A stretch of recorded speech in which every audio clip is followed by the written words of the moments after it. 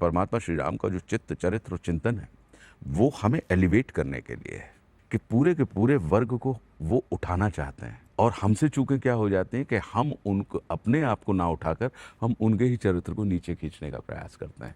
अगर आपके मन की व्यथा समाप्त नहीं हो रही है तो दोष कथा में नहीं होता, दोष कथाकार में होता है। और इस कथा में फिर आपने रावण का रूप क्यों धारण किया, राम का क्यों नहीं? मेरा ये मानना है कि अगर परमात्मा श्री राम के मूल स्वरूप का दर्शन करना है तो आपको रावण की दृष्टि से देखना चाहिए।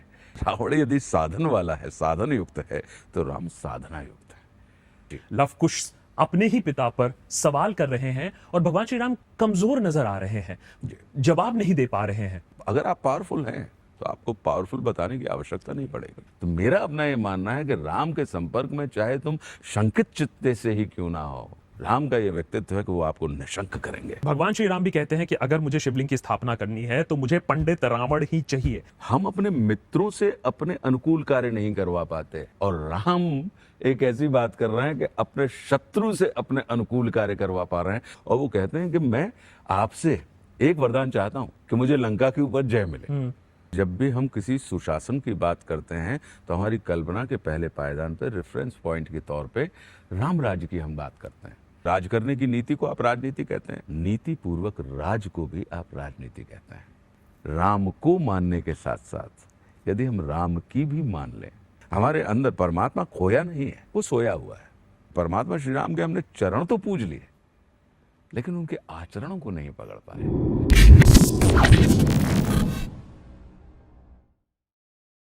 आज का इंटरव्यू शुरू करने से पहले एक छोटा सा मैं आपको रिक्वेस्ट करूंगा।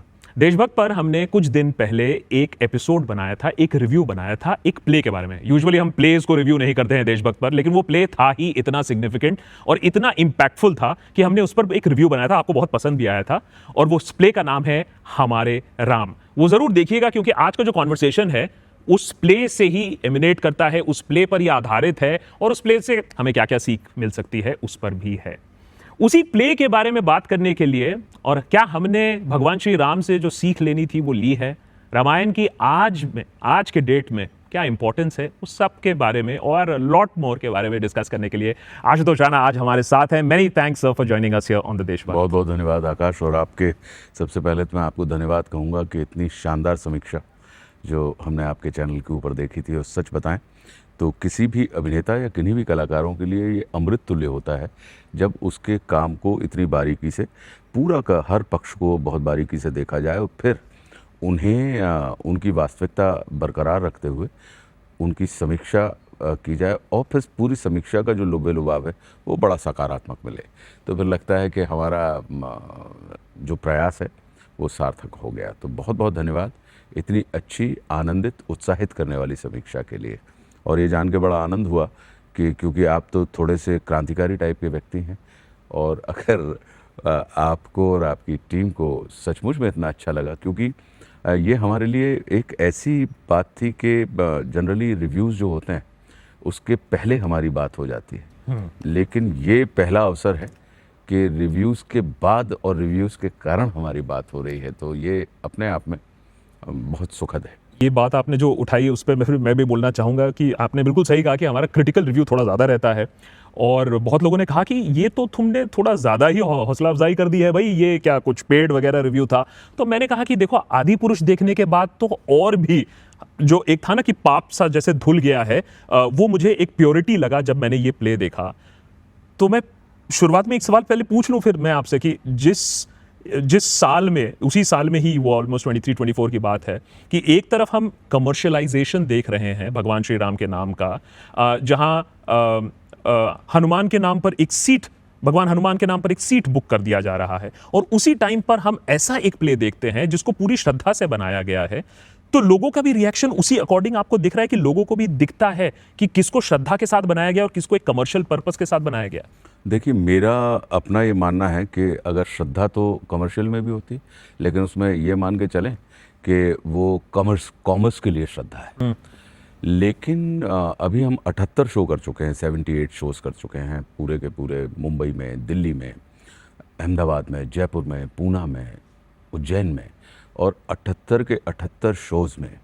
और ये अक्रॉस इंडिया हम कर रहे हैं। मतलब ऐसा नहीं है कि दिल्ली का टेम्परामेंट अलग है तो मुंबई का भी थोड़ा सा अलग है, जयपुर अलग तरीके से वहाँ पे लोग सोचते हैं, अहमदाबाद में अलग लोग रहते हैं। तो कहने का अर्थ ये है कि मैं 78 के 78 शोज़ में, एक तो सबसे अच्छी कृपा ये रही परम पूज्य गुरुदेव भगवान की और मर्यादा पुरुषोत्तम श्री राम की, कि हमारे पूरे के पूरे हाउस पैक गए। और ये हमारे लिए भी अपने आप में बहुत बड़ी चुनौती थी कि जहाँ पे हम 30 सेकंड 35 सेकंड की रील के अटेंशन स्पैन में हम चलते हैं, उसमें अगर आप 3.25 घंटे लोगों को बैठाल के और बिना किसी इंटरवल के, और लोग दत्त चित्त होकर बिल्कुल चित्त लगाकर उस चीज़ को अगर देखते हैं और सराहते हैं, तो ये अपने आप में एक बहुत बड़ी चुनौती थी। तो बहुत अच्छा और धनात्मक, और वैसे रिएक्शंस हमें देखने मिलते हैं, क्योंकि अन्यथा लोग 30 सेकंड में अपना अटेंशन बदल देते हैं। तो 3.25 घंटे यदि आपके साथ हैं, और शो ख़त्म होने के बाद भी जब हम कर्टन कॉल करते हैं तो उसमें 20-25 मिनट लगते हैं, क्योंकि 128 लोगों की हमारी टीम है। तो 128 लोगों को, चाहे वो एक्टर्स हों या लाइट वाले हों या साउंड वाले हों, या ये जो सेट चेंज करते रहते हैं हम लोग बीच के, जिस सेट के ऊपर हम बैठ के चर्चा कर रहे हैं, तो इन लोगों को इंट्रोड्यूस करवाने में भी हमें तकरीबन आधा घंटे का समय लगता है। और उस आधे घंटे में भी ऑडियंस हमारे यहाँ पे बैठी होती है, और सबका उतने ही प्रेम, उतने ही आदर के साथ वो वेलकम करते हैं, उनको क्लैप करते हैं, उनको धन्यवाद देते हैं। तो मुझे लगता है कि श्रद्धा, बिना श्रद्धा के तो चीज़ें घटित नहीं होती हैं। और इसमें पूरा का पूरा जब हमारे राम हम लोग बना रहे थे, तो अंदर यही था कि त्रेता की जो कथा है या परमात्मा श्री राम का जो चित्त चरित्र और चिंतन है, वो हमें एलिवेट करने के लिए है, कि पूरे के पूरे वर्ग को वो उठाना चाहते हैं जी। और हमसे चूकें क्या हो जाती हैं कि हम उनको, अपने आप को ना उठाकर हम उनके ही चरित्र को नीचे खींचने का प्रयास करते हैं। तो वो धृष्टता या वो इसके अंदर, इस हमारे राम में हम लोगों का पहले दिन से मत था कि हम अगर आपकी कथा का चिंतन मनन कर रहे हैं, तो निश्चित रूप से कथा वही महत्वपूर्ण होती है आकाश, जिसे सुन के या जिसे देख के आपके मन की व्यथा समाप्त हो जाए। अगर आपके मन की व्यथा समाप्त नहीं हो रही है, तो दोष कथा में नहीं होता, दोष कथाकार में होता है। क्योंकि कथाएं तो होती ही इसलिए हैं ताकि वो आपकी व्यथा का शमन कर सके, उसको समाप्त कर सके। और इस कथा में फिर आपने रावण का रूप क्यों धारण किया, राम का क्यों नहीं? बहुत अच्छी बात आपने कही। सबसे पहले जो भी देखता है ना इस पोस्टर में वो, और मैं भी जब आया पहली बार इस प्ले को देखने के लिए, तो मुझे भी ये लगा कि बट रावण के रूप में ये तो, और जैसे जो इंडस्ट्री में भी जो कहा जाता है कि कैरेक्टराइजेशन हो जाएगा, आपको ब्लॉक किया जाएगा, वैसी इसलिए भी चिंता नहीं हुई। और मेरा ये मानना है कि अगर परमात्मा श्री राम के मूल स्वरूप का दर्शन करना है, तो आपको रावण की दृष्टि से देखना चाहिए। क्योंकि क्या होता है कि जहाँ मित्रता होती है, तो मित्रता में कभी कभी हमें व्यक्ति का पूरा, जिसको कहना चाहिए कि 360 डिग्री का पूरा आर्बिट उसका दिखाई नहीं देता। लेकिन जब हम शत्रु भाव से किसी को देखते हैं, तो निश्चित रूप से आप उसके समग्र व्यक्तित्व को पूरा का पूरा आप देखते हैं, उसको अप्रिशिएट करते हैं, उसको एक्नॉलेज करते हैं, उसको एक्सेप्ट करते हैं। तो रावण की दृष्टि से जब आप परमात्मा श्री राम को देखेंगे, तो आप पाएंगे कि फिर वो, क्योंकि मेरा अपना ये मानना है कि वो शत्रु ही होता है जो हमारे अंदर की सुप्त पड़ी हुई ऊर्जा को जागृत करने का काम करता है। वो शत्रु ही होता है कि यदि हम अक्षम हैं तो वो हमें सक्षम होने के लिए प्रेरित करता है। वो शत्रु ही होता है कि यदि हम सीमित हैं तो हमें अपने दायरे को बढ़ा के असीमित करने के लिए प्रेरित करता है। तो इसका अर्थ ये हुआ कि शत्रु हमारे तिरस्कार का नहीं, नमस्कार का विषय होता है। तो अपने शत्रु को नमस्कार करके देखिए, वो आपका परिष्कार कर देगा। तो मेरा अपना ये मानना इसमें रहा है। और मर्यादा पुरुषोत्तम श्री राम का जो चरित्र है वो इतना अद्भुत, इतना अनुपम और इतना अनूठा है कि वो आपको अपने आप में, आपके हृदय में कहीं ना कहीं सकारात्मकता का संचार करते हैं कि एक ऐसी कथा या एक ऐसा व्यक्तित्व जिनके पास कुछ नहीं था या सीमित साधन थे, सिर्फ संकल्प शक्ति थी, वो किसी ऐसे व्यक्ति के साथ सामने आ रहे हैं जिसके पास सब कुछ है, असीमित साधन है और संकल्प शक्ति भी है। तो साधन वर्सेस साधना की जो लड़ाई है कि रावण यदि साधन वाला है, साधन युक्त है, तो राम साधना युक्त है। तो जो जनरली हम लोग साधन को ही अपनी साधना मान लेते हैं, और राम की इस पूरी की पूरी कथा में आप देखेंगे कि वो साधना है जिसने समस्त साधनों को कहीं ना कहीं आपके जीवन में उपलब्ध करा दिया। तो मेरे मन में ये था कि रावण का जो चरित्र है, क्योंकि रावण एक ऐसा किरदार, परम ब्रह्म परमात्मा यदि निराकार की बिरादरी से साकार हो रहे हैं तो किसी सामान्य से व्यक्ति के शमन के लिए तो नहीं होंगे। तो कहीं ना कहीं उसका जो रावण का चरित्र होगा वो कितना विलक्षण और कितना विराट होगा कि जिसने देवादिदेव महादेव को भी सिद्ध किया हुआ है। दुनिया के पास एक सर होते हैं, उसके पास 10 सर हैं। दुनिया के पास एक बाह 2 बाहें होती हैं, उसके पास 20 भुजाएं हैं। लोग किसी एक इलाके को जीत लेते हैं या एक देश को जीत लेते हैं, लेकिन उसने तीनों लोकों के ऊपर अपना साम्राज्य स्थापित किया हुआ है। देव वो जिनके प्रति लोग याचना के भाव से भरे रहते हैं, वे सारे के सारे देव रावण के दरबार में याचक के भाव से खड़े हुए हैं। तो अगर कोई एक ऐसे व्यक्तित्व के लिए परमात्मा श्री राम जो विष्णु अवतार हैं और राम के रूप में नरावतार में वो आते हैं और बताते हैं कि ये जो यात्रा है जीवन की, इस जीवन की यात्रा में यदि आपका उद्देश्य, आपका संकल्प और आपका अभ्यास, आपकी साधना के प्रति आपकी निष्ठा है, तो निश्चित रूप से आप कितनी ही बड़ी से बड़ी शक्तियाँ क्यों ना आपके विरुद्ध में खड़ी हुई हों, तो आप उनका शमन कर सकते हैं, उनका सामना कर सकते हैं। तो इस प्ले की जो एक खासियत थी, ये तो जो बैलेंस और काउंटर बैलेंस, ये जो एक रावण को एक कैरिकेचराइज करने का जो एक ट्रेंड था, उसको जो रिवर्स किया गया है, वो तो एक बहुत बढ़िया चीज़ है ही। और साथ में मैंने जब ये प्ले का जो वो आपका जो बैनर है उसमें भी लिखा है डिस्कवर रामायण्स अनटोल्ड चैप्टर, तो मेरे ख्याल से ये खासियत है जी। तो जब कंसेप्चुअलाइजेशन हो रहा था और आप लोग इस पर काम कर रहे थे, तो ये वाला पॉइंट क्यों था? आप तो आराम से वही चीज़ को भी प्ले में ला सकते थे जो हम हमेशा देखते आए हैं इसमें तो। और हम लोग उस पर आएंगे भी, कुछ कंट्रोवर्शियल एस्पेक्ट्स हो सकते हैं, कुछ लोगों को कंट्रोवर्शियल लगे, मुझे नहीं लगा था, because it's of course backed by history. लेकिन जो चीज़ें हमें नहीं दिखी हैं उन पर फोकस करने का जो सोच है, जो एंगल है, वो क्यों था? देखिए क्या होता है कि इसको हम बहुत सामान्य तौर पे ये मान के चलें कि मर्यादा पुरुषोत्तम राम की कथा को पूरा देश किसी ने देखा होता है, किसी ने पढ़ा होता है, किसी ने सुना होता है। लेकिन इतने विराट व्यक्तित्व के कई अनछुए पहलू हैं और तुलसीदास जी लिखते भी हैं कि हरि अनंत हरि कथा अनंता। इसलिए इतने युगों की यात्रा करने के पश्चात भी ये कथा आज भी वर्तमान है और लोग अपने अपने हिसाब से एक कथानक के ऊपर भिन्न किस्म की दृष्टियाँ, लाखों हजारों टीकाएं और हजारों दृष्टिकोण, लाखों दृष्टिकोण लोगों के आते हैं। तो मेरा अपना ये मानना है कि जब कभी आप ऐसे किसी विराट के संपर्क में आते हैं तो आप उसे पूरा नहीं पकड़ सकते हैं। पूरा पकड़ने की आपकी चेष्टा होती है, पूरा पकड़ने की आपकी इच्छा होती है, लेकिन उसके बाद भी आप उनके पूरे के पूरे जीवन को एक अल्प समय में आप पूरा नहीं कर सकते हैं। तो फिर आप उसमें से उन प्रसंगों को सुनते हैं या चुनते हैं जो आपको लगता है कि नहीं, ये जीवन के वो प्रसंग हैं जहाँ से कहीं ना कहीं परमात्मा श्री राम नारायण होते हुए भी नरावतार में आए, लेकिन ये वो घटनाक्रम है जहाँ से नर अपने आप में नारायण में रूपांतरित हो गया। तो वो जो नर से नारायण वाली बात है, जो हमको और आपको सबको हमारे बुजुर्ग देते हैं कि इंसानों के अंदर ही परमात्मा का वास होता है, या इंसान के अंदर ही कहीं ना कहीं वो जिसको कहें देवत्व कहें, या इंसान के अंदर ये कहें कि मनुष्यता जो देवत्व से भी ऊपर रखी जाती है, तो उसके जर्म्स जो मनुष्य के अंदर, मनुष्य का अस्तित्व क्यों है? क्योंकि उसके अंदर मनुष्यता रूपी वो मूल तत्व शामिल है।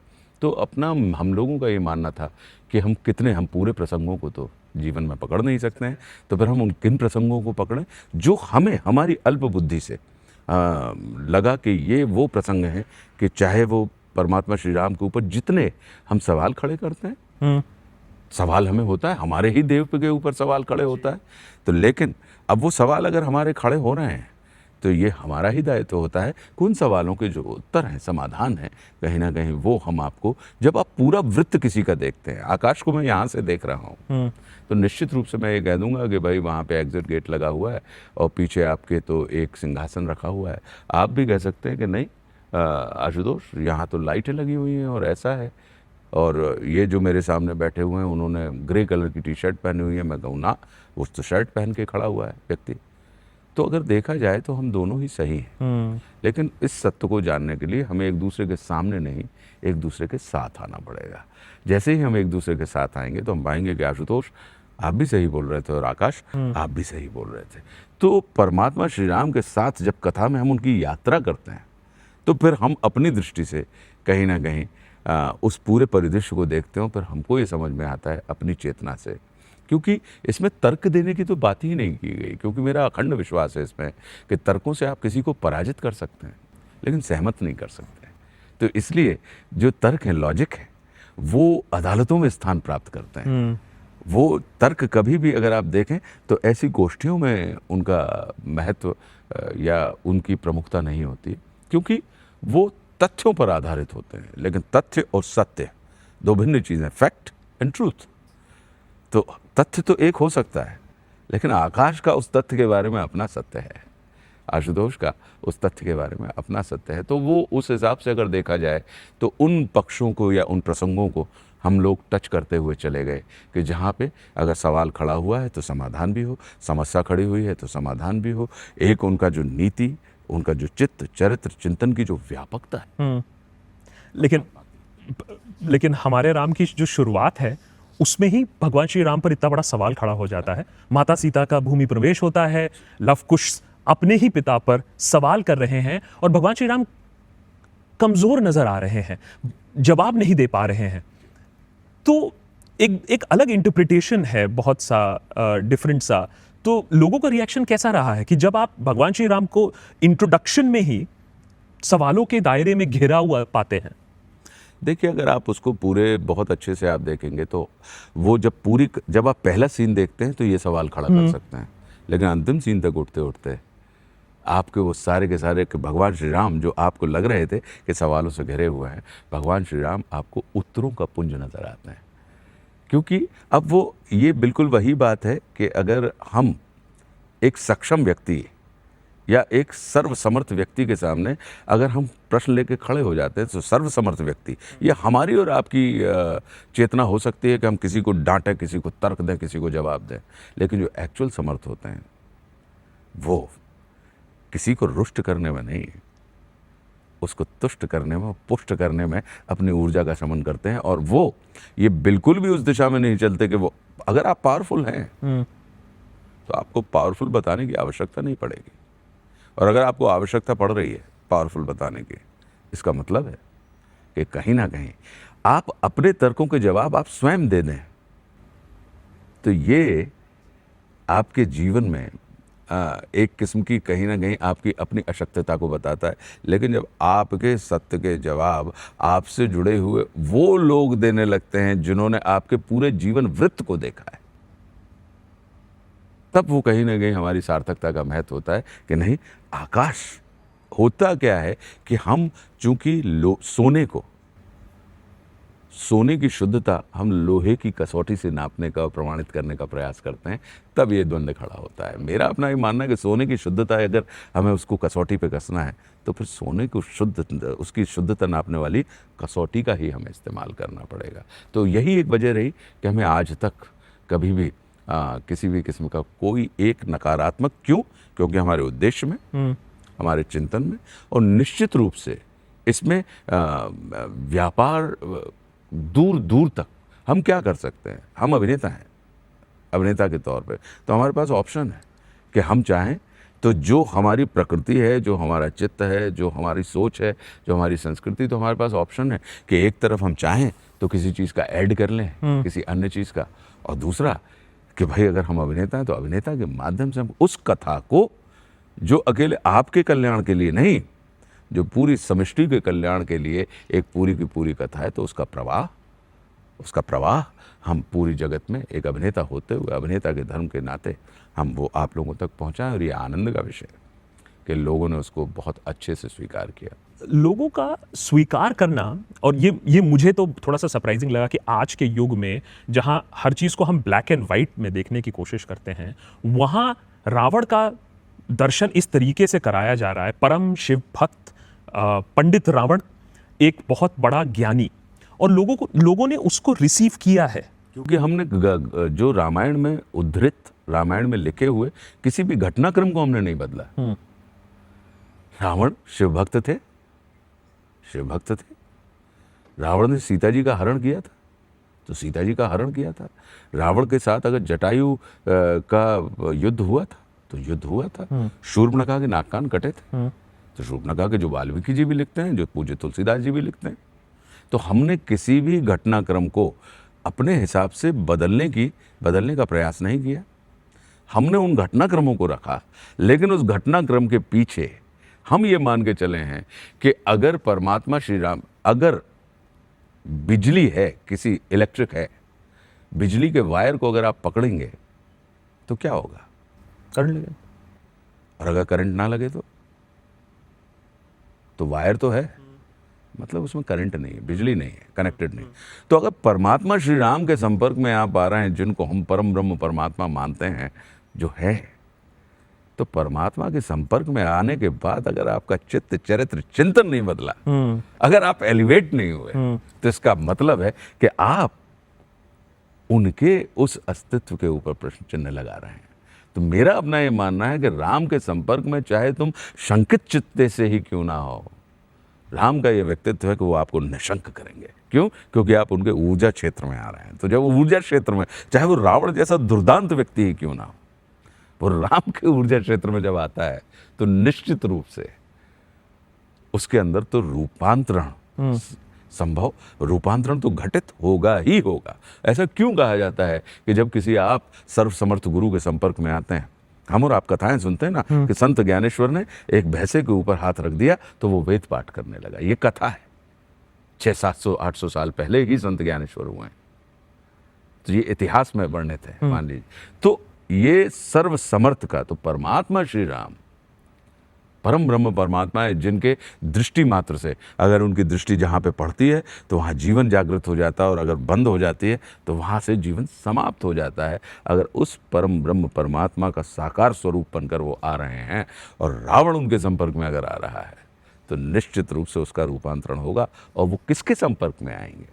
निश्चित रूप से जो समस्त जगत की शक्तियों के लिए असाध्य हो गया होगा, लेकिन जिसके ताप को, लेकिन इसी को एक और इस पर सवाल, बिकॉज ये जब आप प्ले देखते हो तब ये सवाल जो आपके मन में आते हैं कि किस तरीके से एक जो प्ले है, प्ले ऑफ फोर्सेस बिटवीन भगवान श्री राम एंड रावण, जो है कि भगवान श्री राम भी कहते हैं कि अगर मुझे शिवलिंग की स्थापना करनी है तो मुझे पंडित रावण ही चाहिए। आप युद्ध से पहले, लंका पर कूच करने से पहले, देखिए कितनी अच्छी, भगवान श्री राम बोल रहे नहीं, मुझे रावण ही लाने होंगे शिवलिंग की स्थापना करने के लिए। अद्भुत बात बताइए। अब आप बताइए, हम और आप यहाँ पे शत्रुता जब ठानते हैं, हम अपने मित्रों से अपने अनुकूल कार्य नहीं करवा पाते, और राम एक ऐसी बात कर रहे हैं कि अपने शत्रु से अपने अनुकूल कार्य करवा पा रहे हैं। तो ये जीवन की अप्रोच के प्रति हमको ले जाता है कि अगर आपके जीवन की अप्रोच सकारात्मक है, और अगर आप अपने शत्रु का भी मान करते हैं,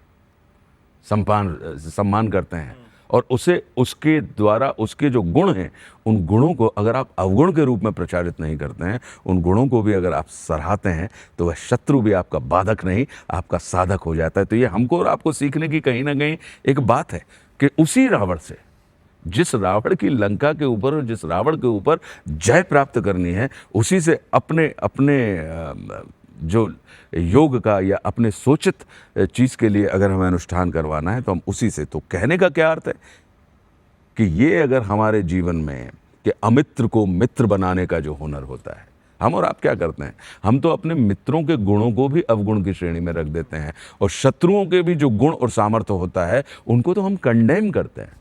लेकिन राम ये बताते हैं कि शत्रु ने जो गुण हैं, आप शत्रु हैं हमारे, आपके कृत्य अच्छे नहीं हैं, आपका जो दुष्कृत्य है वो आपने ठीक नहीं किया, लेकिन आपके अंदर ये भी गुण है जिसे मुझे आपको सम्मान देना चाहिए कि आपके आह्वान पे देवादिदेव महादेव शिव को साधे बिना, क्योंकि आपके जीवन की रक्षा कहीं ना कहीं परम ब्रह्म परमात्मा देवादिदेव महादेव शिव कर रहे हैं, तो शिव को साधे बिना इस शिव संकल्प को पूरा नहीं किया जा सकता। और आप ही वो व्यक्ति हैं जिसके आग्रह को, जिसके आह्वान को महादेव शिव टाल नहीं सकते हैं। तो फिर आप ही आइए साहब, और आपसे ही हम पूछ रहे हैं और हम आपसे कह रहे हैं। हमारे राम कहते हैं, राहुल जो आपने देखा होगा कि राहुल राम का किरदार करते हैं, परमात्मा श्री राम का, और वो कहते हैं कि मैं आपसे एक वरदान चाहता हूं कि मुझे लंका के ऊपर जय मिले। आपने ये किया तो मुझे आप वो एक आचार्य के तौर पर वो वरदान दीजिए।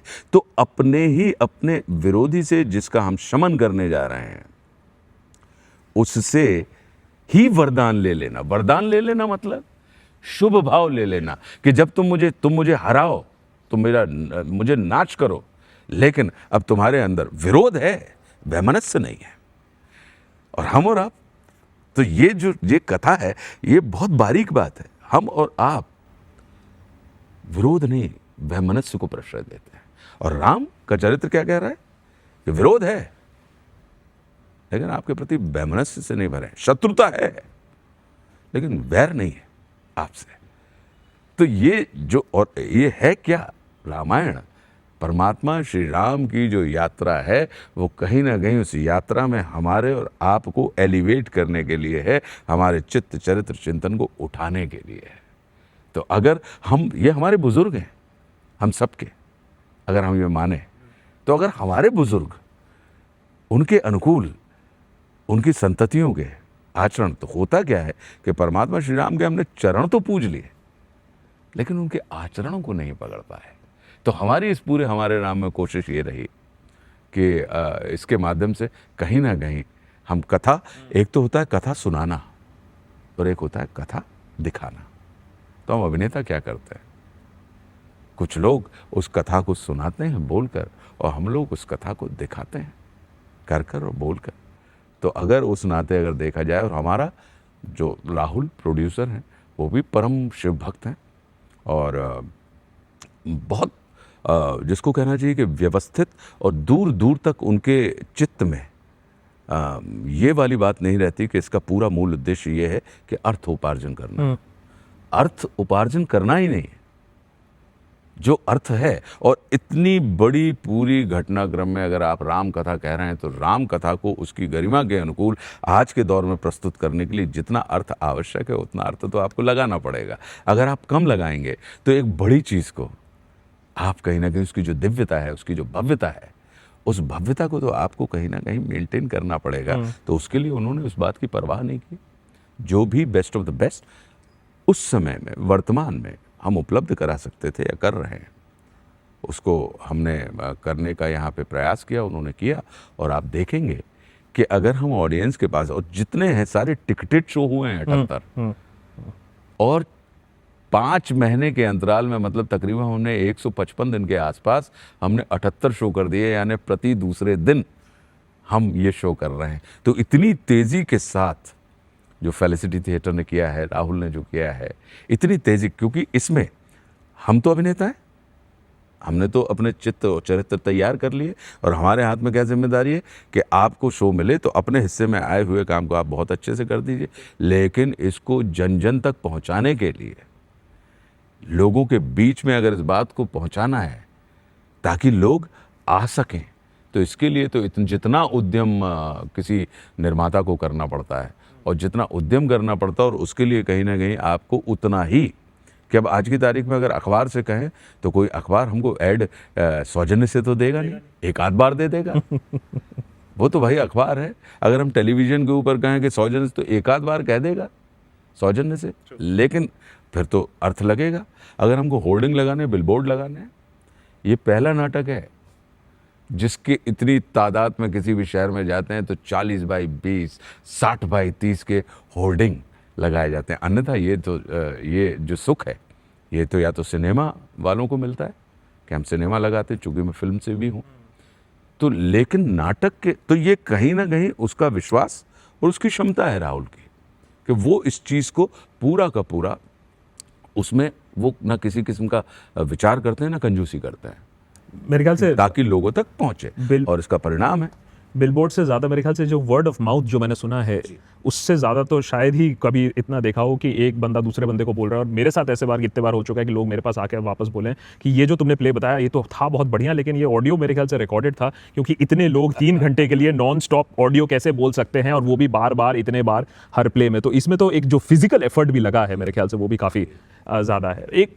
तो धर्म से थोड़ा सा आगे बढ़कर, क्योंकि मुझे इसमें बहुत सारा टाइमलेस पॉलिटिकल कमेंट्री भी लगा, जहां एक बार जब रावण जब अपने ड्रीम सीक्वेंस में भगवान श्री राम के साथ बात कर रहे हैं और बोल रहे हैं कि मेरे प्रजा को क्यों मारा, मुझसे अगर दुश्मनी थी, और भगवान श्री राम बोलते हैं कि राजा के कुकर्मों का फल तो प्रजा को भी भुगतना पड़ता है। तो कहीं ना कहीं एक टाइमलेस पॉलिटिकल कमेंट्री भी है जी। अब इसको अगर हम देखें तो आज भी विश्व में हज़ारों साल का सिविलाइजेशन है, लाखों साल का, लेकिन जब भी हम किसी सुशासन की बात करते हैं तो हमारी कल्पना के पहले पायदान पर रेफरेंस पॉइंट के तौर पे राम राज्य की हम बात करते हैं। महादेव शिव का भी राज रहा है। उसके बाद परमात्मा श्री कृष्ण ने लीला पुरुषोत्तम के रूप में भी इस सृष्टि पर जन्म लिया है द्वापर युग में, उनका भी शासनकाल रहा है। लेकिन हम लोग अभी कृष्ण लेकिन राज हम की बात कृष्ण राज्य की बात नहीं करते हैं। परशुराम जी ने भी, वो भी छठवें अवतार थे, उनका भी शासन रहा है। लेकिन हम परशुराम, जबकि वो शस्त्र और शास्त्र दोनों को उन्होंने सिद्ध किया हुआ था। तो अगर आप राम राज्य की बात कर रहे हैं और सुशासन के तौर पर, तो अगर आप पूरी की पूरी, ये मेरी अल्प बुद्धि है, लेकिन मेरा ये मानना है कि रामायण या परमात्मा श्री राम की जो कथा है वो सामाजिक उत्थान के लिए है, कि उन्होंने व्यक्ति को, समाज की उत्कृष्टता, समाज का उत्थान प्रमुख है। और जो परमात्मा श्री कृष्ण का है वो व्यक्ति के उत्थान की बात कर रहे हैं गीता के माध्यम से।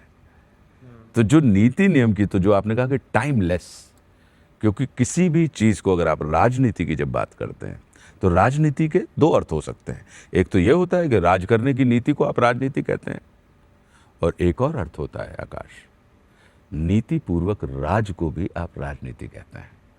तब ये चुनाव आपको हमको करना है कि आप नीति पूर्वक राज को राजनीति मानते हैं या राज करने की नीति को आप राजनीति मानते हैं। तो इतनी स्वतंत्रता हर व्यक्ति के, हर काल की अपने नियम होते हैं, अपनी मर्यादाएं होती हैं। लेकिन ये सर्वकालिक आपको परमात्मा श्री राम का राम राज्य इसलिए लगता है क्योंकि वो व्यक्ति की बात नहीं करता, वो व्यवस्था की बात करता है, विचार की बात करता है।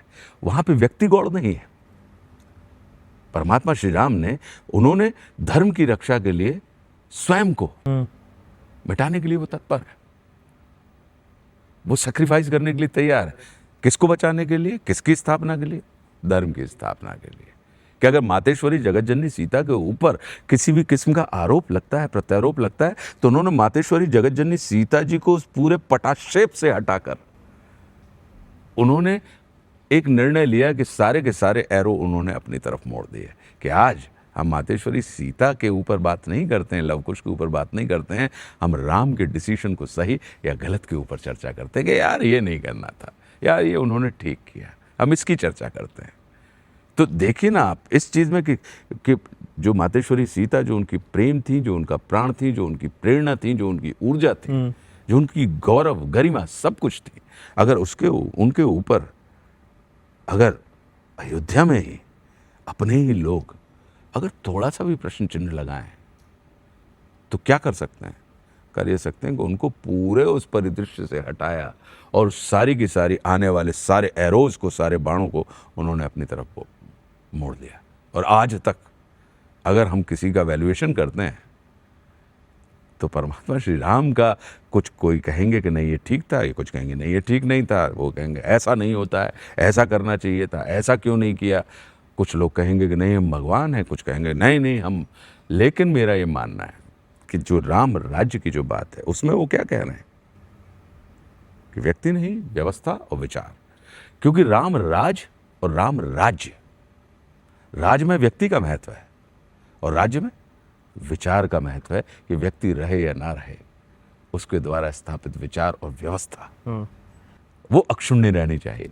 तो सीख लेने की जब बात है, अब मैं ऑब्वियसली सारा क्लाइमैक्स नहीं बताऊंगा, लेकिन जब रावण का अंत आ रहा है और लक्ष्मण को भेजा जाता है कि पंडित रावण से जाकर सीख लो, जब भगवान श्री राम लक्ष्मण को भेजते हैं, तो एक बहुत बढ़िया जो पॉलिटिकल सीख जो मिलती है जब रावण लक्ष्मण को बताता है कि किस तरीके से अहंकार किसी का नाश कर देता है और कैसे दमन वर्सेस नमन, वो जो एक पॉलिटिकल अंडरस्टैंडिंग है कि दमन वर्सेस नमन और कैसे दुनिया को नमन से जीता जा सकता है।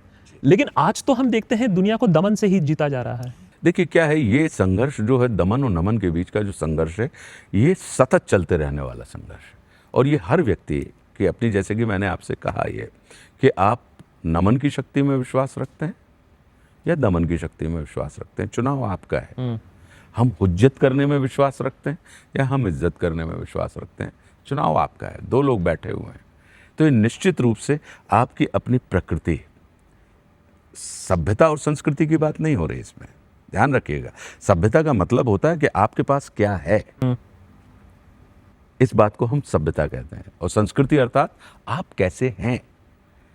तो जो आप कैसे हैं, what you have and how you are की जो बात है, तो अगर उसको देखते जाएं, लेकिन इसके ऊपर भी एक चीज होती है, प्रकृति, क्या आपका मूल। तो कहने का अर्थ यह है कि दमन और नमन की अगर हम बात करें, या शत्रु आपके तिरस्कार का कारण नहीं, आपका नमस्कार का विषय होता है, तो करके तो देखें हम और आप, तो तब हम खुद देख लेंगे। अब उसमें एक चीज आती है कि रावण को, जो रामराज्य से ही उसमें से तमाम चीजें जो हमारी लिखी हुई किताब है उसमें से ली गई, कि रावण को अपने ज्ञान का अहंकार है और राम को अहंकार का ज्ञान है। तो अगर ये जो बात है कि अगर एक को अपनी उपलब्धियों का अहंकार है और किसी को अहंकार की जो अपनी शक्ति होती है अगर उसका ज्ञान रहे, तो क्या होता है कि भाई आप फिर दमन के नहीं, आप नमन के मार्ग पर चलते हैं। दमन के मार्ग से हो सकता है कि आप किसी एक भूभाग को के ऊपर अपनी सत्ता स्थापित करें, लेकिन अगर किसी के भावखंड में प्रवेश करना है तो आपको नमन के मार्ग से करना पड़ेगा। हुआ क्या कि एक बार हथौड़े और चाबी दोनों लोहे के बनते हैं, तो हथौड़ा बुजुर्ग था, उसने कहा यार चाबी, बेटा तुम बहुत छोटी हो, तुम तो अब, लेकिन देखो हम तो इस परिवार के बब्बा जी हैं, ग्रैंडफादर हैं, लेकिन ये जो ताला है यार, ये हमारी नहीं सुनता है यार, हमको इसको ना मतलब ये, जबकि हम एक ही है, अपनी बिरादरी का है ताला, हम भी लोहा, ये भी लोहा, तुम भी लोहा, लेकिन तुम्हारी सट से सुन लेता है बेटा। तो चाबी ने कहा कि बब्बा जी आपसे तो मैं बहुत छोटी हूँ, लेकिन क्या है कि आप ताले के सर पे प्रहार करते हैं और मैं उसके हृदय में प्रवेश करती हूँ, तो जब मैं हृदय में प्रवेश करती हूँ तो वो अपने आप खुल जाता है। तो बात ये है कि आपको कहीं ना कहीं खोलने के दोनों मार्ग हैं। हथौड़े के संपर्क में भी ताला आएगा तो खुलेगा, लेकिन वो खुलने की नहीं, टूटने की श्रेणी में आएगा, और चाबी के संपर्क में भी जब ताला आएगा तो वो खुलेगा, दोनों से ही वो खुलेगा। तो एक तरफ आप चाबी को अगर आपने एक तरफ घुमाया तो खुल जाता है, ध्यान रखिए, इसमें भी सतर्क रहें, और दूसरी तरफ घुमाएं तो लग जाता है, खुला हुआ भी बंद हो जाता है। तो चाबी को सिर्फ प्रवेश करने का हुनर नहीं, उसको घूमने का हुनर भी आना चाहिए कि किस तरफ घूमना है। अगर हम क्लॉकवाइज घूम रहे हैं तो खुल जाएंगे, और अगर एंटी क्लॉक, मतलब समय के अनुकूल अगर हमारा चक्र है, जो गति समय की है, अगर उस गति से हम घूम रहे हैं तो ताला खुल जाएगा, और जो गति समय की है उस गति के विरुद्ध यदि हम जा रहे हैं तो ताला लग जाएगा। तो समय के अनुकूल, आपको समय की गति के अनुकूल अपनी गति रखिए, तो आप देखेंगे कि संसार के सारे ताले खुल जाएंगे। तो ये जो तमाम चीज़ें हैं वो कहीं ना कहीं मुझे लगता है कि आपको परमात्मा श्री राम के चरित्र से, तो इसलिए वो टाइमलेस पॉलिटिक्स है। तभी तो 3 युग बीत गए, हजारों साल हो गए, लेकिन आज भी उनका, हम और आप आज चले जाएं इस जगत से तो हमारे परिवार वाले भी हमको विस्मृत कर जाते हैं। तो क्या कारण है? ये कथा कहीं ना कहीं हर व्यक्ति, आप चाहे उनको मित्र भाव से जुड़े राम को, या शत्रु भाव से जुड़े, या तो आप राम की तरफ भागते हैं या राम की ओर से भागते हैं, लेकिन आपको राम को केंद्र बिंदु में तो रखना ही पड़ेगा। तो कहने का अर्थ, चाहे तुम अपने प्यारे राम को रीझ भजो या खींच, खेत पड़े बढ़ जात है उल्टो सीधो बीज। तो ये जो वाली बात है, तो आपको उनसे, तो इसलिए वो टाइमलेस आपको, हमको लगता है, क्योंकि अगर हम उनके चरण के साथ साथ उनके आचरण को भी पकड़ लें, राम को मानने के साथ साथ यदि हम राम की भी मान लें, तो मुझे लगता है कि हमारा जीवन जो है, निश्चित रूप से हम फिर अमित्र को मित्र बनाने के हुनर, हम बाधक को भी साधक बनाने की दिशा में बढ़ जाएंगे। तो चूंकि इस पूरे के पूरे प्ले में जब ये राहुल के मन में विचार आया, और चूंकि मुझे रावण करना था, ये मेरी बचपन की साथ थी, तो विचार आया, तो सिर्फ उनके मन में भी यही विचार था कि भैया हम और आप कर क्या सकते हैं, हम राम हेतु हैं और राम सेतु भी हैं। तो हम तो सिर्फ उस कथा को अपने कर्म के माध्यम से, कृतित्व के माध्यम से लोगों तक, जन जन तक पहुंचा सकते हैं, उसके उस सकारात्मक स्वरूप में। क्योंकि अगर इतना लंबा, अगर किसी का चिंतन, किसी का स्मरण, किसी का मनन निरंतर उनके ऊपर हजारों हजारों लाखों लाखों वर्षों से शोध होते जा रहे हैं और हजारों लोग शोध कर रहे हैं और सबकी अपनी अपनी दृष्टि है। जिसकी जैसी दृष्टि उसकी वैसी सृष्टि, सबके अपने अपने भेद हैं। तो अगर एक इतना बड़ा फलक, तो मुझे लगता है कि हम और आप जिनको अपने आप को जो उपलब्धियों का आगार मानते हैं, तो हमारे जाने के बाद हमारे परिवारजन भी कितना स्मरण हम करेंगे हमें नहीं पता। लेकिन अगर उनके चित्त को, चरित्र को, चिंतन को, उनके पूरे के पूरे कर्म को अगर हजारों वर्षों से आज भी हम और आप अपना आधार बनाए हुए हैं, उनका चिंतन हमारे अंदर हमारे टूटे मन को जोड़ने का काम करता है। किसी अन्य का करता है क्या? हम अगर अनास्था, हमें अगर हम कहीं से पता लगा कि बहुत दुखी हैं, तो उनका चिंतन हमारे अंदर सुख की सृष्टि करता है। यदि हम अविश्वास से जूझ रहे हैं, तो परमात्मा का चिंतन हमारे अंदर विश्वास भर देता है। उनके नाम की शपथ का महत्व है, हमारे आपके नाम की शपथ का महत्व है क्या? कोई भरोसा करेगा? तो अगर ये है, तो कितनी विलक्षण चेतना, कितनी, तो ये तो टाइमलेस होंगे ही। तो एक तरफ आपने कहा कि एज एन एक्टर आप क्या कर सकते हो, आप इसको दर्शा सकते हो, लेकिन यहाँ आपका जो इस पूरे प्ले के साथ जो आपका लिंकेज है वो सिर्फ एक एक्टर से काफ़ी ज़्यादा है। कोई एक्टर बैठकर पूरा का पूरा विश्लेषण, शोध कर पूरी की पूरी किताब नहीं लिखता जी, है। ये 2020 में आई थी और हमने 2023 में हमारे कर कैसे लेते हैं? सबसे पहले तो ये समझ में नहीं आता है। Main stream acting, theatre actor, now thinker and writer also, समय कैसे मिलता है? मुझे इसका भी शोध करना होगा आप। इसका बिल्कुल सामान्य सा आकाश उत्तर है कि जैसे हम लोग कितने ही व्यस्त रहें, लेकिन हम व्यस्तता के बाद भी अपने शरीर को भोजन के लिए हम उसको भोजन प्रदान कर देते हैं। तो अगर ये भोजन के जैसी आवश्यकता है, लिखना, पढ़ना, करना, सोचना, विचारना, तो फिर आपके पास समय ही समय है। आपको फिर किसी से समय उधार लेने की जरूरत नहीं। भाग्य है क्या? अपने भाग, अपने हिस्से के समय को आप भाग्य कहते हैं। तो अपने भाग यानी अपने पोर्शन के समय को हम अपनी इच्छा के मुताबिक जी रहे हैं, तो हम सौभाग्यशाली हैं। और अगर अपने भाग के समय को हम किसी अन्य की इच्छा के मुताबिक जी रहे हैं, तो फिर हमारे भाग्य को लोग सौभाग्य की श्रेणी में नहीं रखते। ट्रू। तो ये तो फिर मुझे बताइए राम राज्य के बारे में। ये क्या एक फिलोसॉफिकल अंडरस्टैंडिंग है? ये आपकी अंडरस्टैंडिंग है रामायण की? और इसे किसे पढ़ना चाहिए, इस किताब को? इसको सबको पढ़ना चाहिए। इसको सबको पढ़ना चाहिए और इसमें आपको मानवीय संबंध भी मिलेंगे, इसमें आपको जीवन दर्शन भी मिलेगा, इसमें आपको मार्केटिंग स्ट्रेटजी भी मिलेगी। मतलब जो लोग आज के दौर में काम कर रहे हैं, इसमें आपको संगठन की क्षमता भी मिलेगी, इसमें आपको हाउ टू बिकम लीडर की बात भी मिलेगी, इसमें आपको how to become leader and how to become king and what is the difference between leader and king. दोनों ही प्रभु सत्ता संपन्न है। तो इसमें वो सारी की सारी चीज़ें आपको, जो जीवन के जितने आयाम हैं, वो आपको मिलेंगे। क्यों? क्योंकि परमात्मा श्री राम का चरित्र ही, या मातेश्वरी जगत जननी सीता का चरित्र ही जो है, वो इतना विलक्षण है। और इनके संपर्क जितने भी किरदार हैं, अगर आप देखेंगे, इसमें आपको, अगर आप कहते हैं, तो इसमें आपको महिला सशक्तिकरण के भी वो तमाम चीज़ें मिलेंगी कि आप जिनको पूरा का पूरा इसमें यह है कि किस दृष्टि से मैं देख रहा हूँ।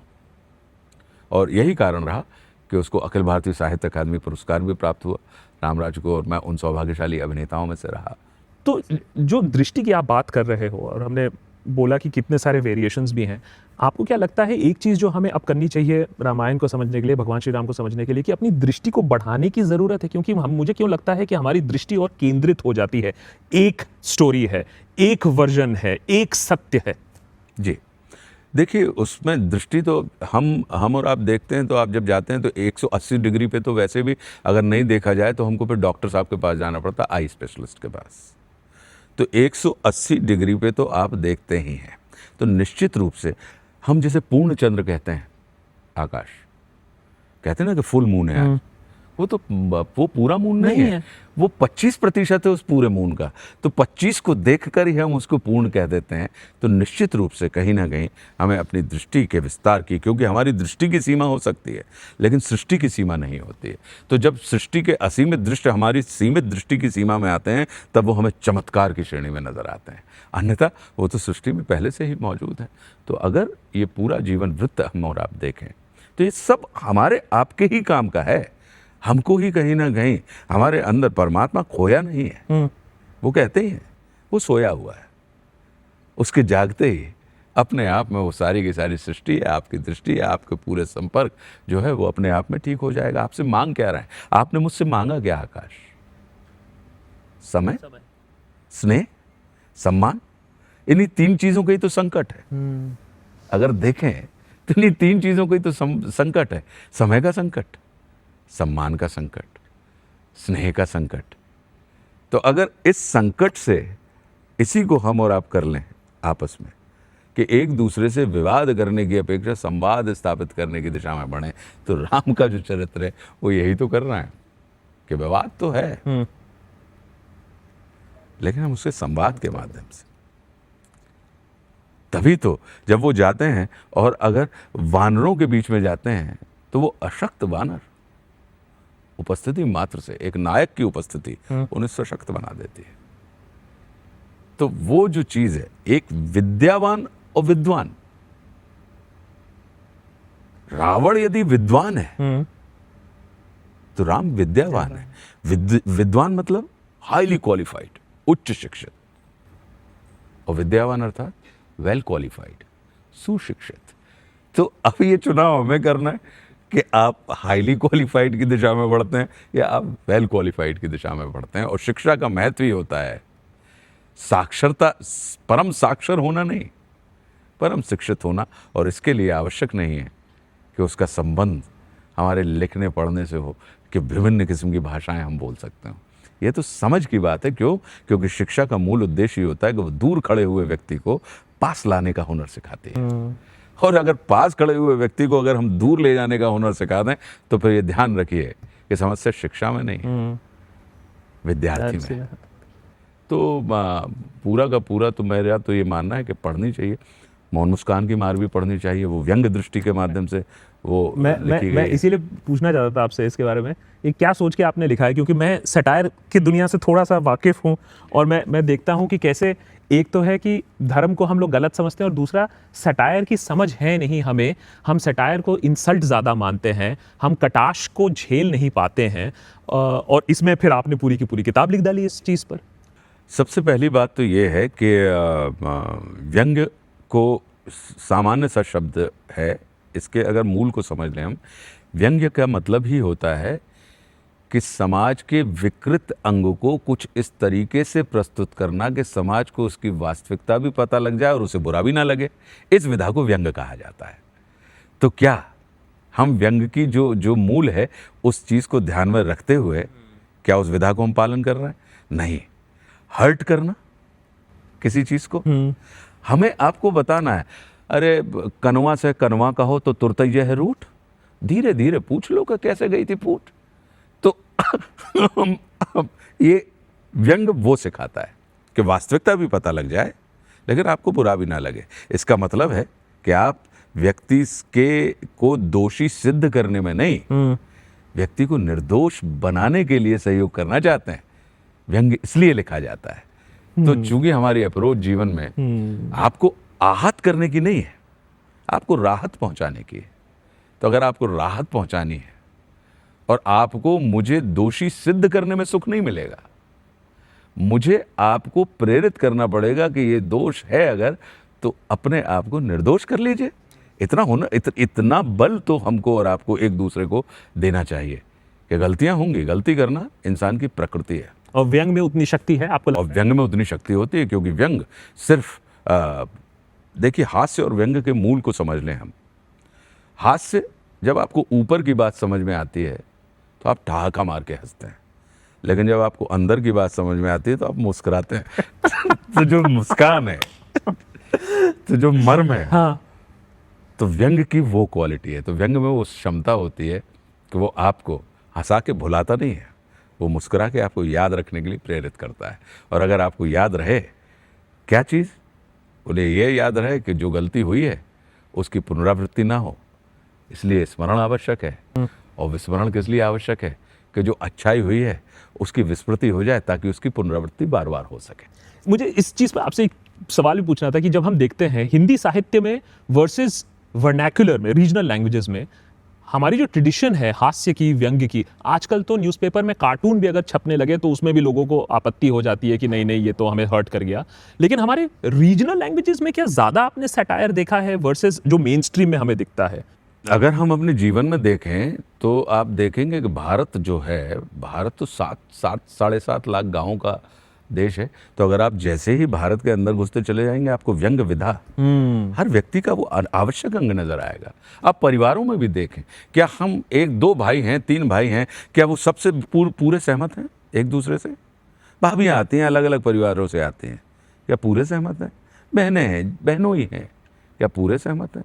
अब पता लगा कि पूरे सहमत नहीं है, भिन्न भिन्न मानसिकता के लोग बैठे हैं और बैठ के उनको एक विषय पे बात करनी है। आपको उसमें व्यंग विधा नजर आ जाएगी कि कैसे वो एक दूसरे से अपने मन की भी बात कर देते हैं और आपके दोषों का भी दर्शन करवा देते हैं, ताकि आप तो व्यंग जो है, लेकिन हर्ट तो होता है वहाँ। नहीं हर्ट होगा, लेकिन एक चीज होती है कि कांटा लगा है और आप कहेंगे दर्द ना हो, लेकिन कांटा लगा और पैर ही काट दो।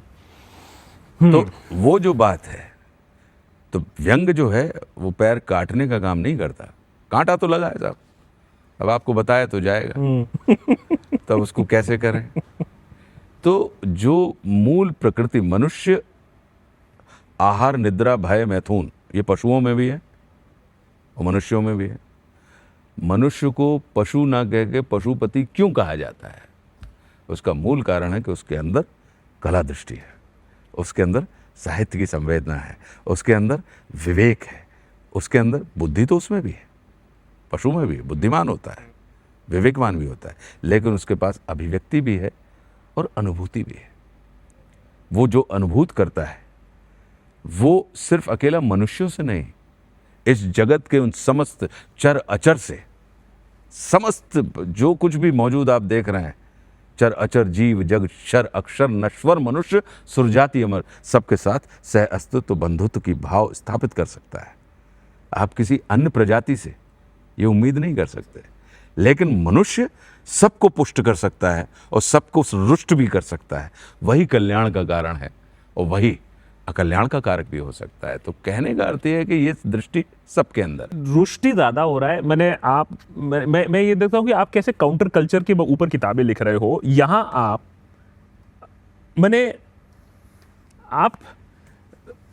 Human how to conduct yourself, अपने आप को बेहतर कैसे बनाएं, नीति जीवन की रीति, और दूसरी तरफ हम आज ऐसे काउंटर कल्चर में हैं जहां बिग बॉस जाना ही लोगों की नीति और रीति सब कुछ है, जहां चीप पब्लिसिटी पाना लोगों की नीति रीति रिवाज सब कुछ है। उस स्टेट में अपने आप को इम्प्रूव करना लोगों को भाता है ये बात? देखिए, मैं ये मान के चलता हूँ और इस चीज़ में विश्वास करता हूँ कि अगर हमारे बुजुर्ग या आज वर्तमान में अगर हमें विश्व गुरु कहा जाता है तो इसका मतलब है कि संपूर्ण विश्व से हमारी चेतना अलग होनी चाहिए। हम थोड़े से और परिपक्व होने चाहिए ताकि हम विश्व को दिशा निर्देश दे सकें। तो हम तो विश्व गुरु की भूमिका है। अब ये चुनाव हमको करना है कि आप कबाड़ इकट्ठा कर रहे हैं या आप इत्र इकट्ठा कर रहे हैं। मैं आपसे पूछना चाहता हूँ, आपको क्या लगता है? मेरी पूरी की पूरी रुचि उसमें यही रहती है कि ये चुनाव आप करिए। आप कितने ही बड़े आदमी हो जाएं, अगर रद्दी वाला अरबपति हो गया तब भी हम क्या कहते हैं? रद्दी वाला है। कबाड़ी अरबपति हो गए। तो हमारा वैल्यूएशन हमारे द्वारा संग्रह किए गए साधन से होता है, हमारी संपत्ति से अकेला नहीं होता। तो अब ये बहुत सजगता के साथ, तो हम विश्वगुरु हैं, मतलब भारत का दर्शन जो है, भारत विश्व के लिए अंदर, अगर समस्त विश्व भगवान ना करे कि नष्ट हो, खत्म हो, लेकिन अगर पूरा विश्व नष्ट हो जाए और अकेला भारत बचा रहे तो भारत से आप संपूर्ण विश्व का सृजन कर सकते हैं। अर्थात भारत विश्व का पॉकेट एडिशन है, बीज पुंज है। क्यों? क्योंकि इसके अंदर समस्त सभ्यताएं, समस्त संस्कृतियां, समस्त दर्शन, समस्त किस्म के वर्ण वर्ग, सारी की सारी चीज़ें मौजूद हैं। तो इसका क्या मतलब है? तो बीज पुंज को तब ये चुनाव हमें करना होगा कि आप उस दिशा में जा रहे हैं और हमारे अंदर, भारतीय चित्त के अंदर, आप विश्वास कीजिए, आप ये हम और आप ये थोड़ी बहुत चीज़ों को देखकर कि हम चाट की दुकानों से हम जीवन पर्यंत चाट बेच के व्यक्ति जीवन पर्यंत धन कमा सकता है, लेकिन चाट खा के जीवन पर्यंत नहीं रह सकता।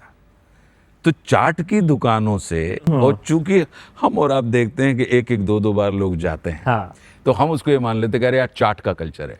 चाट, अलग अलग आदमी आ रहा है, लेकिन अब हम भी तो इसी दौर के हैं ना। तो अगर मान लीजिए हम भी इसी दौर के हैं, तो हमारे पास ये ऑप्शन दिया है, हमें अपने हिसाब से जीवन जीने का अधिकार ही सच्ची स्वतंत्रता क्या है? आपको असफल रहने का अधिकार डर हो। भी है। अगर आपको असफल रहने का अधिकार है, वही सच्ची स्वतंत्रता है। तो हम और आप कर क्या रहे हैं?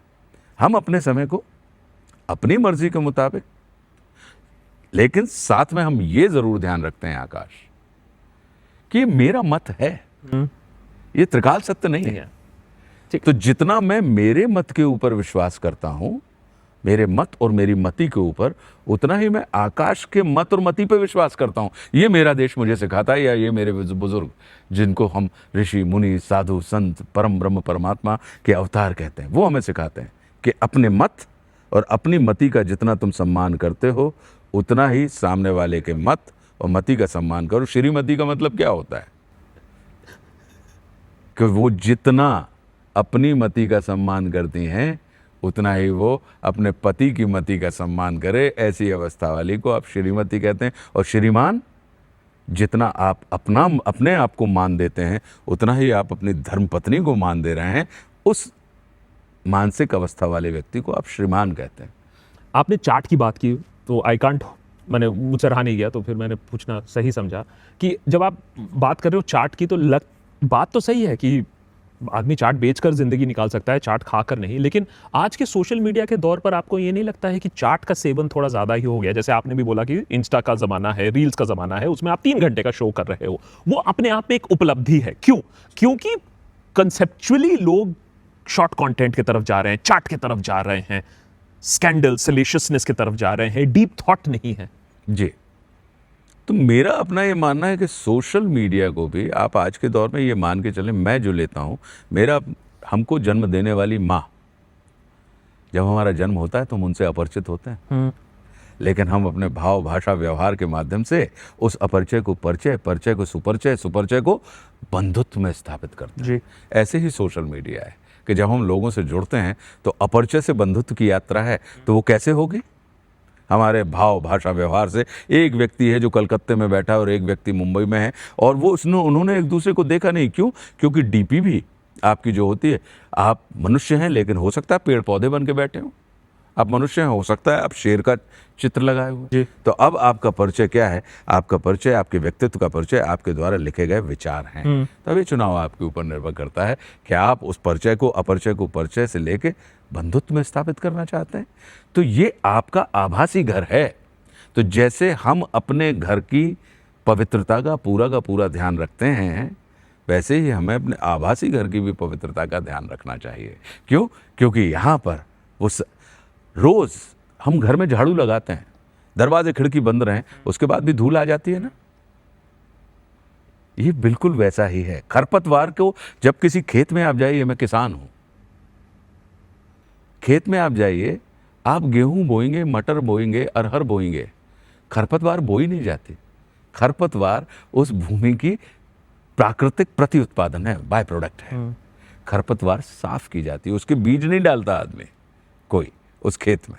वो अपने आप, अगर भूमि को आप ध्यान नहीं देंगे उसके ऊपर, तो भूमि की प्रकृति है, बाय प्रोडक्ट है कि खरपतवार निकलेगी। तो ऐसे ही हमारी और आपकी प्रकृति होती है। तो ये हमें कॉन्शियसली, ये हमें सजगता पूर्वक, हमें अगर अपनी नस्ल सुधारनी है तो हमें अपनी फसल सुधारनी पड़ेगी। ये पूरी जो देह है हमारी, ये एक भूभाग है जहाँ पे आपको तो खरपतवारों से पता लगा कि हम बेचैन हो गए।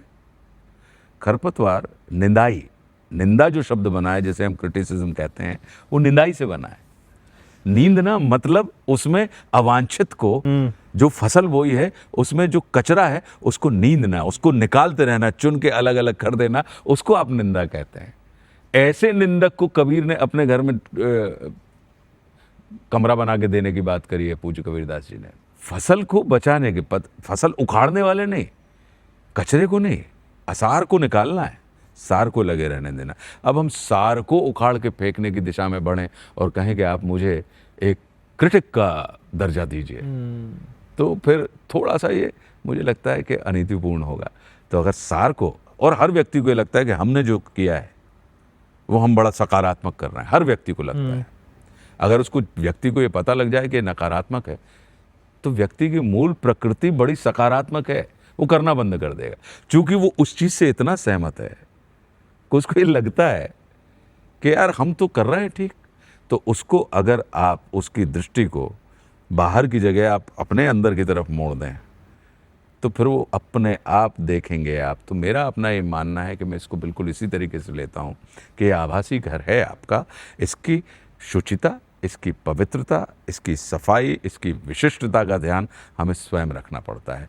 तो अगर आकाश मेरे प्रोफाइल पर आए हुए हैं अपना फेसबुक के, तो आकाश आप अतिथि हैं, तो आपके मान को मुझे एक्नॉलेज करना पड़ेगा, अप्रिशिएट करना पड़ेगा और एक्सेप्ट करना पड़ेगा। अब हमारी रुचि क्या है कि मैंने जो लिखा है, लोगों की रुचि क्या है वो तुम पढ़ो और सहमत हो, लेकिन तुमने जो लिखा है उसको भी तो पढ़ना चाहिए। तो इसलिए मैं मेरे सोशल मीडिया पे कभी किसी अन्य से, अपनी किसी टीम से इस्तेमाल नहीं करता। मैं जानता हूँ कि उसमें समय बहुत खर्च होता है, लेकिन सारी चीज़ें जो लिखी गई हैं उनको पढ़ता हूँ, एक्नॉलेज करता हूँ। वो जो नीला बटन है वो सहमति का नहीं है, वो एक्नॉलेजमेंट का है। और जिन विचारों को अगर आपने लिखा है, तो जिन विचारों को मुझे जवाब देने चाहिए, मैं उनके जवाब भी स्वयं ही देता हूँ, क्योंकि मेरा मानना है कि खेती पाती वीनती और खुजावन खाज तुरही आप पलानियो जो प्रिय चाहो राज।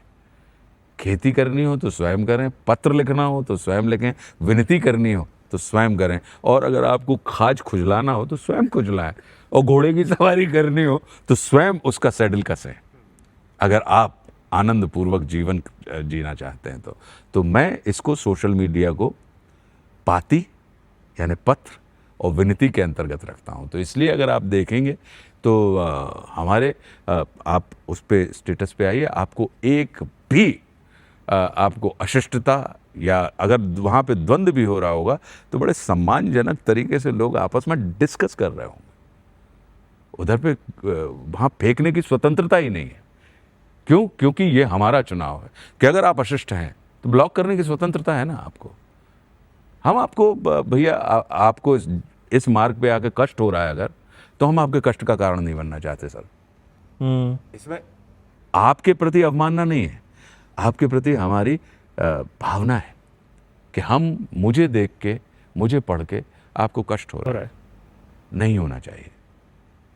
मुझे अधिकार नहीं है कि मैं आपको उद्वेलित करूं, और जब मैं आपके कष्ट के निवारण के लिए प्रयास कर रहा हूं तो स्वाभाविक है कि मैं अपने कष्ट के भी निवारण के लिए प्रयास कर रहा हूँ कि मैं भी व्यथित नहीं होना चाहता। अगर आप कथित व्यक्ति के द्वारा लिखे गए किसी कार्य से मैं व्यथित हो जाऊं तो मैं भी नहीं चाहता।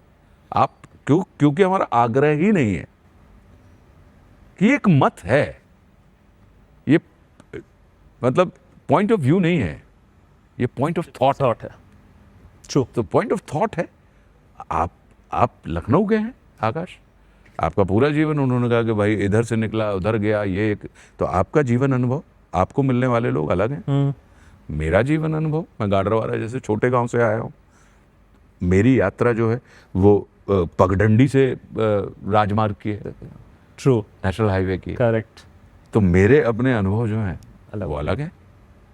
तो मेरी अपनी प्रगति या मेरी अपनी गति, मेरी अपनी मति और अपने द्वारा मिले, अपने को मिले हुए अनुभवों के ऊपर आधारित करती। तो अब ये चुनाव हमारा है।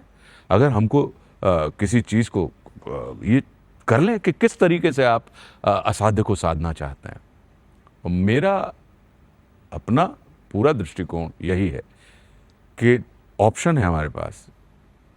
आप अगर हमारे संपर्क में आए हैं, अगर कुछ देना ही है तो सम्मान दे दीजिए, सम्मान नहीं दे सकते हैं तो अपमान मत कीजिए। और अगर अपमान आपसे हो गया है सार्वजनिक तौर पर, तो फिर सम्मान उस अपमान की पूर्ति भी कीजिए। क्यों? क्योंकि हमारा क्रोध किसी को नष्ट करने के लिए नहीं होता, मैं आपको शिष्ट करने के लिए होता है। तो इसलिए अगर आप देखेंगे तो हमारे साथ एंट्री गेट है हमारे जीवन में, एग्जिट गेट नहीं है। आप अपनी मर्जी से आ सकते हैं, जा नहीं सकते। क्यों? क्योंकि हम यहाँ पे आपको एक और एक 11 होने के लिए आए हैं।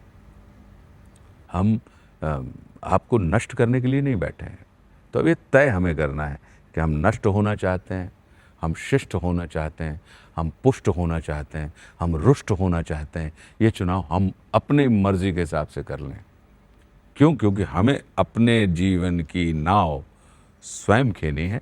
अब ये आपके ऊपर निर्भर करता है। तो दिशा को बदल दो, नज़र को बदल दो, नज़ारा बदल जाता है। सोच को बदल दो, सितारा बदल जाता है। कश्ती बदलने की ज़रूरत नहीं, दिशा को बदल दो, किनारा बदल जाता है। तो ये जो थॉट प्रोसेस को एलिवेट, मैं एंड इसी बात पर करना चाहूँगा। ये जो आप, चाहे वो भगवान श्री राम की कथा हो, रामायण हो, आपने जो सोचा है और लिखा है, ये जो थॉट प्रोसेस को एलिवेट करने की जो बात आप कहते हैं, और बहुत बढ़िया बात है, लेकिन मैं जो देखता हूँ सोसाइटी में, देखता हूँ हम लोग का थॉट प्रोसेस और भी डीजेनरेट हो रहा है। तो उसे रोका कैसे जाए? ठीक है, हमने प्ले देखा, हमने किताब पढ़ी, और भी कोई तरीका है कि थॉट प्रोसेस को बड़ा कैसे किया जाए, विजन को बड़ा कैसे किया जाए? विजन को बड़ा किया ही तब जा सकता है जब हम स्वयं के बारे में कृपणता से विचार करना बंद करें। ये मेरा सौभाग्य है कि मुझे परम पूज्य गुरुदेव पंडित श्री देव प्रभाकर जी शास्त्री, जिनको हम दद्दा जी कहते थे, तो पूज्य गुरुदेव का सानिध्य मुझे मिल गया। तो ऐसी परम चेतनाएं मौजूद हैं जो जीवन को विस्तृत दृष्टि से देखने के लिए आपको प्रेरित करते हैं। तो मेरा अपना हमेशा से सोचना ये रहा है कि आप विजन को संकीर्ण भी कर सकते हैं और विस्तृत भी कर सकते हैं। परमात्मा ने आपके अंदर क्षमता दी है, लेकिन इसकी सबसे पहली शुरुआत आपकी अपने आप से होती है। अच्छा पढ़ने के लिए भी आप कब प्रेरित होंगे?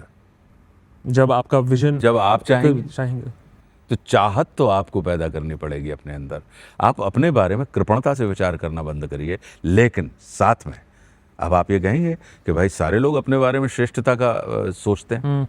जी, लेकिन जो अपने बारे में श्रेष्ठ सोचता है, वो ये विश्वास करिए कि वो अपने संपर्क में आने वाले प्रत्येक व्यक्ति के बारे में श्रेष्ठता का भाव रखता होगा। बड़ा व्यक्ति वही होता है जिसके संपर्क में आपको बड़ेपन का एहसास हो, जिसके संपर्क में आपको आके छोटेपन का एहसास हो जाए, वह व्यक्ति बड़ा नहीं होता।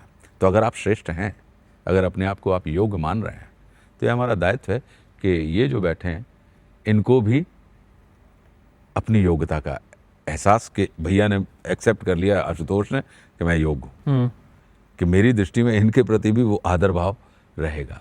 तो ये पूरा का पूरा जो मेरा अपना सोचना है कि इसको आप जब ये सोचेंगे तो आप अच्छा पढ़ेंगे, अच्छा लिखेंगे, अच्छा करेंगे।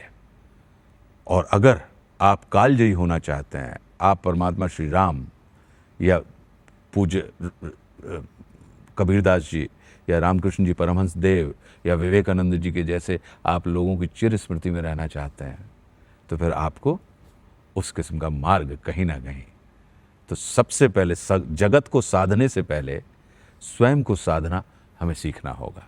जो व्यक्ति स्वयं को ना साध पाए, वो संसार को कैसे साधेगा? तो हमारी यात्रा स्वयं से ही शुरू होती है, संसार से नहीं शुरू होती है। हम स्वयं से सहमत नहीं है। हम खुद की मर्जी का काम जब नहीं कर पाते और हम चाहते हैं कि सामने वाला हमारी मर्जी का काम करे, कैसे संभव है? आप स्वयं ही अपनी पूरी बात नहीं मानते, तो सामने वाला कैसे आपकी पूरी बात मानेगा? इसलिए हमारे शास्त्रों में अनुशासन का महत्व दिया गया कि शासन करना है तो पहले अनुशासन सीखो। अनुशासन मतलब स्वयं के ऊपर नियंत्रण। तो हम अक्सर, हमारे पास सारे साधन हैं, लेकिन हम गलत नट में फिट करते हैं। तो या तो फिर वो मतलब फ्री हो जाता है, या नट लगता नहीं और हम कहते हैं कि यार खुल नहीं रहा है, तो फिर हम तोड़ते हैं। करेक्ट। तो अगर हम चाहते हैं कि संसार हमारी माने, तो सबसे पहले तो आप स्वयं की मानना शुरू कीजिए। होता यह है कि हम आपकी इच्छा तो पूरी कर देते हैं, लेकिन हम स्वयं की इच्छाएं पूरी नहीं कर पाते। तभी जीवन के अंत में हम विषाद से भरे रहते हैं। सफलता के उत्तुंग शिखर पर खड़े होने के बाद भी हमारे जीवन में अतृप्ति का भाव रहता है। क्यों? क्योंकि हमने आपकी इच्छा तो पूरी कर दी, लेकिन स्वयं की इच्छा पूरी ना कर पाए। और जो व्यक्ति स्वयं की इच्छा पूरी नहीं कर पाया, हमने आपको तो संतुष्ट कर लिया, लेकिन स्वयं को संतुष्ट नहीं कर पाए। हम इस पूरी ऊर्जा हमने इसमें लगा दी कि आप मेरी बात माने, लेकिन हम खुद की बात नहीं मान पाए। तो मेरा अपना ये मानना है कि प्रथम इकाई जो है वो हम है। इकाई को सुधार लीजिए।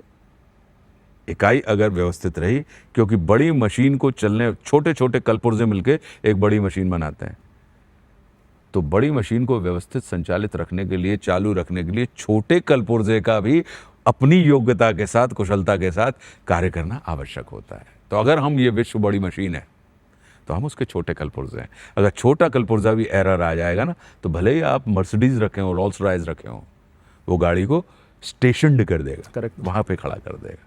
तो छोटे कलपुर्जे हैं हमारा, इस बड़ी व्यवस्था के बहुत छोटे अंग हैं। तो अगर उस छोटा अंग व्यवस्थित रहे, हमारा शरीर है ये, अगर हमारा दायां हाथ बाएं हाथ से कहे कि मैं इसकी नहीं मानता, दाईं आंख कहे कि नहीं तू जहाँ देख रही है, बाईं आंख कहे कि मैं वहाँ नहीं देखूंगी, अब ये दोनों आंखें, तो जगत जो हमको देखेगा वो हमारे बारे में क्या कहेगा कि यार ये डिफॉर्मेशन, जो डिफॉर्म है आदमी। तो पता लगा कि मेरा ही हाथ, मेरा ही पैर, दायां पैर बाएं पैर के ऊपर रख जाओ, बाएं पैर कहे कि तू मेरे ऊपर से पैर हटा, तू मेरा अपमान कर रहा है। और पता लगा कि हाथ कहे, दायां हाथ कहे कि मेरे परिवार को, बायां हाथ कहे मेरे परिवार को तू जलील कर रहा है, बाएं हाथ दाएं पैर पर लठ मारने लगे, तो हम खुद ही अपने आप को मिटा लेंगे। तो इसका संतुलित रहने के लिए हमें एक दूसरे के साथ जुगलबंदी करनी होगी। वीणा में बंधने वाले जो तार होते हैं वे भी एक सुर के नहीं होते, लेकिन जब उनकी सिम्फनी होती है तो एक स्वर नहीं होता, लेकिन एक सुर में बजते हैं।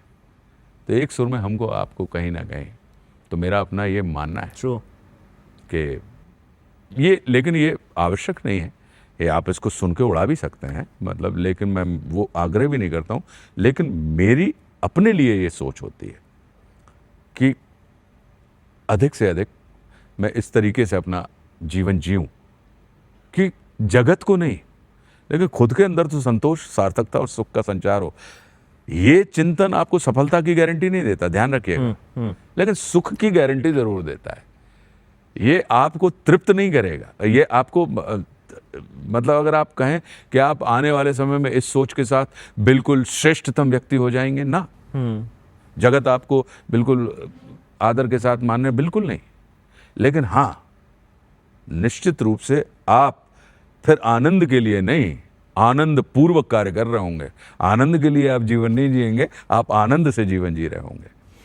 तो सुख की ही फिर आखिरी सवाल मेरा फिर, कि देखिए मैं इस पे तो कंपेयर नहीं करूंगा, आई थिंक किताब लिखने का जो सुख है और जो सेटिस्फैक्शन है वो तो अपने आप में अलग है, तो मैं उसको तो नमन करूंगा। लेकिन as a mainstream actor जिसने सफलता देखी है बड़े पर्दे पर, आज वो बड़े पर्दे को शायद उतनी अहमियत नहीं देकर थिएटर को इतनी अहमियत दे रहा है। इतना मैसिव माउंटिंग है, इतना मैसिव प्ले है, मैसिव नंबर ऑफ शोज हो चुके हैं, देश भर में लोग इस थिएटर के बारे में बात कर रहे हैं। तो परम सुख अभी अगर मैं आपसे पूछूं और थोड़ा सा फोर्स करूं अगर चूज करने के लिए, तो किस में मिला है, कितना आनंद मिला है कि थिएटर को शायद फिर से लोग पहचान रहे हैं, रिस्पेक्ट दे रहे हैं? क्या उसका आनंद है या अभी भी मेन स्ट्रीम का अपना आनंद है? देखिए क्या है, थिएटर हो या सिनेमा हो या छोटा पर्दा हो या OTT हो, ये किसी भी कला को अभिव्यक्त करने के प्लेटफॉर्म हो सकते हैं, लेकिन ये कला नहीं है। कला इन प्लेटफॉर्म्स के ऊपर किया जाने वाला हुनर है जिसको आप देख रहे हैं। तो छोटे पर्दे का या बड़े पर्दे का या OTT का जो सुख है वो अलग सुख है, लेकिन जब आप थिएटर करते हैं तो ये बिल्कुल वैसा ही है कि जैसे एक होता है कि जो जब कैश में बिक्री हो कि तुरंत सौदा मिले, तो जो कैश काउंटर होते हैं दुकानों के, और एक होता है कि जिसमें आपके क्रेडिट चलती है। ठीक है। तो सिनेमा जो है वो क्रेडिट के जैसा है कि आपको मिला तो है, लेकिन आप अभी उसको देख नहीं पा रहे हैं, सामने नहीं देख पा रहे हैं। और ये क्या है कि लाइव काउंटर के ऊपर तत्काल आपका भोजन बना, और गरम गरम भोजन का आप स्वाद लीजिए और उससे आनंदित कीजिए। तो ये उसका सुख है। और एक है, तो मैं ये मान के चलता हूँ कि इसमें मैंने सिनेमा को, क्योंकि हम तो सारी विधाओं में रहे हैं और सारी विधाओं में आज काम कर रहे हैं, लेकिन चूंकि मुझे रामायण में रावण करना था और हम करने वाले हैं, अब इसका प्रीक्वल करने वाले हैं, अभी आपने हमारे राम देखा, अब प्रीक्वल में रावण बनने की जो यात्रा है वो हम बहुत जल्दी लेके आने वाले हैं, और उसको राहुल का फेलिसिटी थिएटर जो है वो बना रहा है। तो अब प्रीक्वल लेके आएंगे, तो पहले आप लंकेश देखेंगे, अभी उसका टेंटेटिव नाम लंकेश है, और उसके बाद फिर आप हमारे राम में आएंगे। तो एक निर्मित हुआ, और फिर निर्मिति के बाद फिर जो घटनाक्रम घटित हुआ, तो इस तरीके से उसकी तैयारी चल रही है। तो इसका अपना सुख जो है लाइव काउंटर का, वो बिल्कुल वैसा ही सुख है जैसे आपको गर्म भोजन मिले और आपको उसमें रखा हुआ, वो क्या कहलाता है, हॉट केस में रखा हुआ भोजन मिले।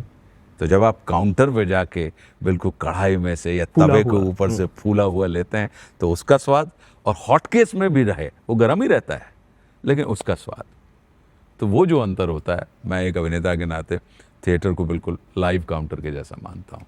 और साथ में इसमें आपको नित्य नए प्रयोग लगातार करते रहने की स्वतंत्रता होती है। आपको प्रत्येक क्षण आपको सजग रहना होता है। आपको ही अब थिएटर में, जहाँ सिनेमा में आपका फ्रेम जाता है क्लोज, कैमरा किस पे बना है, आंख के सिद्धांत पे। तो आपने पता लगा मिड शॉट लगाया, आप क्लोज भी लगा सकते हैं, आप वाइडर शॉट भी लगा सकते हैं, मतलब आंख फैल रही है। इधर पे अभिनेता को अपने अभिनय के माध्यम से लोगों की आंखों को क्लोज मैग्निफिकेशन में लाना है, वाइडर मैग्निफिकेशन में ले जाना है, मिड शॉट में लाना है, टॉप एंगल पे लाना है। तो ये सारे के सारे हुनर आपको करते रहने पड़ते हैं। क्यों? क्योंकि ऑडियंस तो वहीं बैठी है। अब आपको लेंसिंग चेंज करनी है, तो ये जो अपने आप में चैलेंज होता है। पूरा शरीर, अब हम ये चाह रहे हैं कि आकाश ऑडियंस में बैठ के सिर्फ मेरे मुंह पे देखे, जबकि पूरा बॉडी रखी हुई है। कैमरे में स्वतंत्रता है। कैमरे में क्या स्वतंत्रता है कि चेहरा ही दिखाना है हमें आपका। तो अब नीचे आप बैठ के टाइप कर रहे हैं, मैसेजिंग कर रहे हैं, वो नहीं देख रहे हैं, वो आप कुछ भी करते रहें। आपने नीचे क्या पहना है, क्या नहीं पहना है, कोई मतलब, आप इतने पे भी शॉट दे सकते हैं।